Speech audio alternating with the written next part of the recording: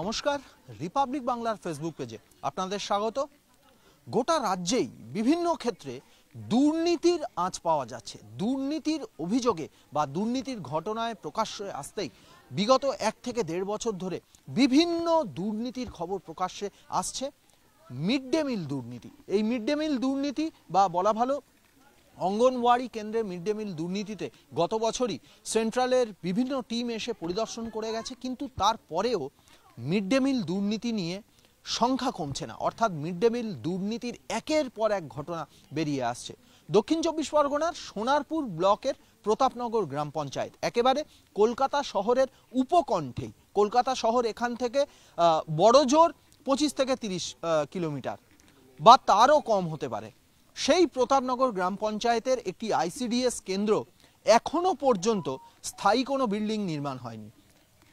সেই আইসিডিএস কেন্দ্রের যিনি শিক্ষিকা, সেই শিক্ষিকার বাড়িতেই শুধুমাত্র মাথার ওপরে ত্রিপল টাঙিয়ে বিগত প্রায় 2 থেকে 3 বছর ধরে, অন্তত আমফান ঝড়ের পরবর্তী সময়ে এইভাবেই চলছে আইসিডিএস কেন্দ্র। আইসিডিএস কেন্দ্রের শিক্ষিকা বলছেন যে তিনি বারংবার বিডিও অফিস থেকে শুরু করে সরকারি জায়গায় তিনি বারংবার আবেদন করেছেন। একবার ফান্ড অ্যালটমেন্ট হয়েছিল, কিন্তু নির্মাণ হয়নি কোনো স্থায়ী বিল্ডিং। প্রশাসনের নজরদারি কোথায়?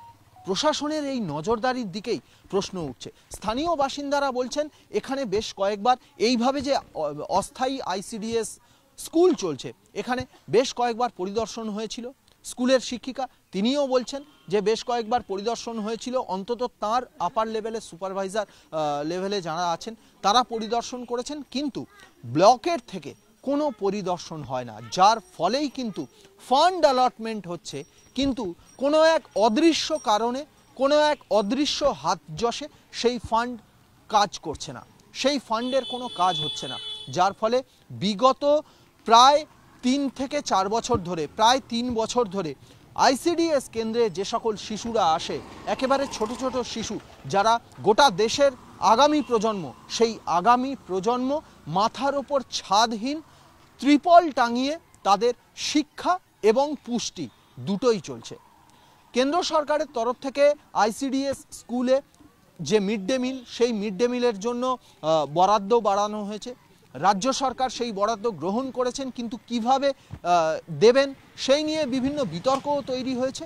কিন্তু আগামী প্রজন্ম বা বলা ভালো গোটা দেশের শিশু শিক্ষা বিকাশের অন্যতম বড় ভিত্তি এই আইসিডিএস স্কুল। সেই আইসিডিএস স্কুল যদি স্থায়ী কোনো বিল্ডিংই নির্মাণ না হয়, তাহলে গোটা দেশের আগামী প্রজন্ম বা রাজ্যের আগামী প্রজন্ম তারা তাদের পড়াশোনা, তাদের জ্ঞান অর্জন, সেই জ্ঞান অর্জনের ভিত্তিটা শুরু হবে কি করে? মাথার ওপর ছাদহীন ত্রিপল টাঙিয়ে দীর্ঘদিন ধরে চলছে এই আইসিডিএস কেন্দ্র। সোনারপুরের প্রতাপনগর গ্রাম পঞ্চায়েতে বাচ্চারা বিশেষ করে বর্ষাকালে, সেই বর্ষাকালে রীতিমতো কাদার ওপর দাঁড়িয়ে থেকে তারা পড়াশোনা করেন এবং মিড ডে মিলের যে খাদ্য, সেই খাদ্য পান। শিক্ষিকা কার্যত অসহায়ভাবে জানাচ্ছেন তিনি বারংবার আবেদন করেছেন ব্লক ডেভেলপমেন্ট অফিসের কাছে, কিন্তু কোনো কাজ হয়নি। কবে তৈরি হবে? কবে তৈরি হবে আমাদের আগামী প্রজন্মের জন্য একটি স্থায়ী মাথা গোজার ঠাঁই? উত্তর জানা নেই কারুর কাছেই, কিন্তু বাস্তব পরিস্থিতি বলছে সরকার তথা প্রশাসনিক পর্যায়ের একেবারে চূড়ান্ত উদাসীনতা কাকে বলে সেটাই এখানে স্পষ্ট হয়ে যাচ্ছে। এই ধরনের বিভিন্ন দুর্নীতির খবর আমরা প্রকাশ্যে তুলে আনছি। অন্তত সোনারপুরের এই আইসিডিএস স্কুল সহ বিভিন্ন দুর্নীতির খবর জানতে চোখ রাখুন রিপাবলিক বাংলা, চোখ রাখবেন রিপাবলিক বাংলা ডিজিটাল।